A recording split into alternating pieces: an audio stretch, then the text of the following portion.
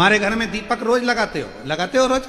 मंदिर में दिया जलाते हो, पीतल का, तांबे का, चांदी का, स्टील का, जो दिया तुम्हारे घर में होगा रोज लगाते हो। बत्ती रोज जलाते हो, 5 दिया होंगे तो कभी बदल बदल के मांझ कर, खासा कर कर, धोकर उस दिए को लगाते हो। पर कभी विष्णु पुराण को पढ़िए, विष्णु पुराण में दीप की महिमा आई है। और विष्णु पुराण में जब दीप की महिमा को हम पढ़ते हैं तो उस दीप महिमा में वर्णन आता है कि दीप देव में इतना बल हो जाता है, रोज दीप लगता है भगवान के सामने, रोज उतारा जाता है, रोज बार बार उतरता है, उस दीप में इतना बल आ जाता है कि यदि कोई बीमार व्यक्ति है और उसका रोग समाप्त नहीं हो रहा तो वो जो दीप है जब वो ठंडा हो गया उसी दीप को पानी के अंदर डाल दिया जाता है और उसी पानी से उस व्यक्ति को स्नान कराना प्रारंभ कर दिया जाता है तो उसका रोग समाप्त हो जाता है। इतना बल दीप में हो जाता है। हमारे घर में दीपक रोज लगाते हो रोज